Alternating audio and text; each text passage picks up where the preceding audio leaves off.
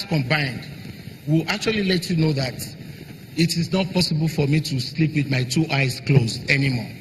So sometimes when people say we don't give access, you can't have this kind of burden and be giving access to phone calls. So obviously, you see in the transport area, they've said it. Lagos, the number of people coming on the Lagos Island Business District every day is 7.5 million people. And then the number of people living on the island is less than 500. That means 7 million are moving and going on a daily basis on road. So what's going on? Something is wrong somewhere. And that's why you see that we need to change the way we do our roads. Then when you look at education, see the numbers there. Because the government cannot provide quality, not quality, the government cannot provide for everyone. The bulk of education is being driven by the private sector. Now, the total number of student population in our tertiary institutions in Lagos is just 58,000 people. And then we are churning out almost 500,000 on a yearly basis. So where are they disappearing to? They are not in the university, they are not in tertiary institution. And then there are only 58,000 of them that are in Lagos. So what has happened to the secondary school students? What is the future of these people? Who is talking about them?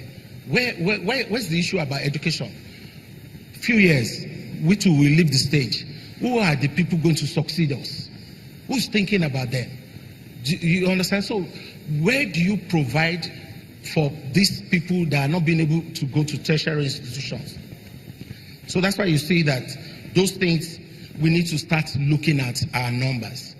The truth is this: where you don't pay taxes, we have to go and look for finance on a very expensive scale to be able to reach out to all the social infrastructure that we need to do. So total taxes collected in 2017, 284 billion, as against the expenditure of 800 billion. So who is suffering it? Because when you now go to bond market, you go to commercial finance, it's coming with an interest-induced flow. But you know what?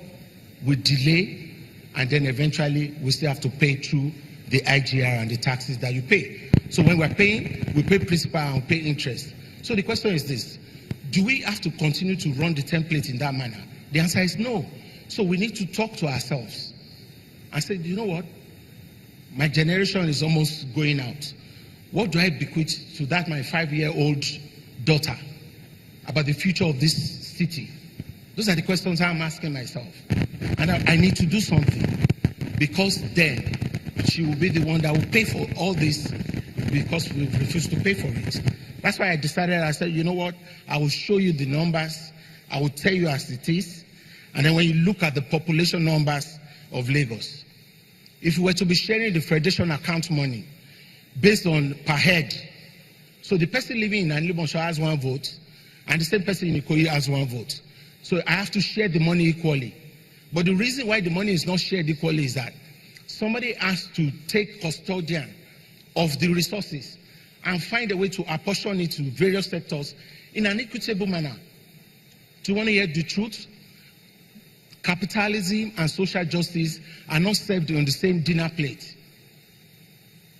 Social justice is driven by that plate where you have to, first of all, serve incidence of tax to allow the rich and the poor to have comfort of life. So that's how it is. And that's how it is in every other economy. If you want to be capitalist, you have to find a way to take care of the poor. Or else, they will get angry. That's the truth. When they get angry, we don't want the Arabian Spring here. So somebody has to take care of them. And then when you look at the population statistics,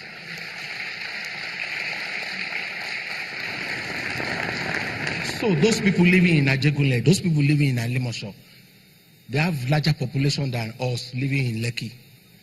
They deserve a comfortable life. That's why there's a government. So that we take from the rich in a compromising manner where all of us will agree and take care of them. Because you know what? When you decide to neglect them, and we send our own children abroad and then we put them on first class and business class. Do you know what? They're still coming back here. And then those ones that we left here will be the ones controlling the government. So that's why there is a government. I don't think somebody in UAC or Unilever or Zenith Bank will be thinking about all that. It's about profitability. But again, you have assigned me that I should take care of them on your behalf. So that's why I'm reporting back to you. This thing is...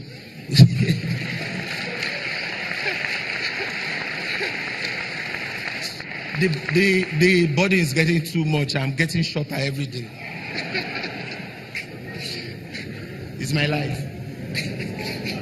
I'll survive. Okay. But obviously, that's the story there. You see the gap. And then look at the major cities. I don't want to read it out. But just look at the major cities. Look at the population. Look at what they are spending. And then you can say they are developed economies. But that spending is coming from taxes anyway. The truth is that if we deepen our investment, we'll be able to get a lot of returns on behalf of the state rather than just, trying to use taxes and all that. And then I went through that quote. The ultimate test of a man's conscience may be his willingness to sacrifice something today for future generations whose words of thanks will not be heard. Gaylord Nelson. Now, look at the picture there. That is a 4-layered future road that we already have the design. Okpebi Link Road, when you go at the back of Sheraton, the idea is to stretch it firstly to Maryland and then to the 3rd Mainland Bridge. It's possible. You just have to dream it. And that's what we're doing about.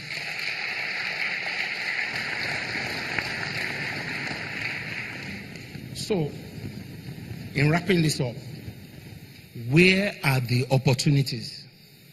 Now, we've gone away to show you what the scorecard is. Again, we want to invite the business community to just hear us out. So our philosophy is very clear. We, as a government, we made up our mind.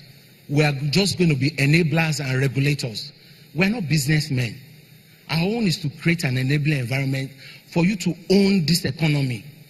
I invite you to come and own the economy. That's what this is all about. My own duty is to enhance the ease of doing business and then strive for solutions that make this state smarter. And that's the whole idea of trying to say we want to be a smarter city. Smarter way to enter buses or to move ourselves from one point to the other. Not this kind of downfall that you are seeing everywhere and Okada.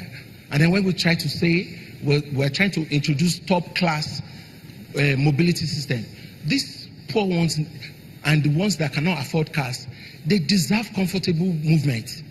And the truth is this: when you start hearing people like NGO and some other stuff, we should leave them. Is it an ideal thing for competitiveness? The answer is no. Somebody has to stand up and say they deserve the same air-conditioned car that I drive, and then we push it. So my take is this: there's so many opportunities in government. We are not businessmen. If you say you want land that has social and a project that has social impact that will touch more lives, we can give you the land and make you to do a deferred payment to us. The bottom line is this: you increase our GDP, you create jobs for our people, then the taxes increase, then I use it for social infrastructure. It's a win-win.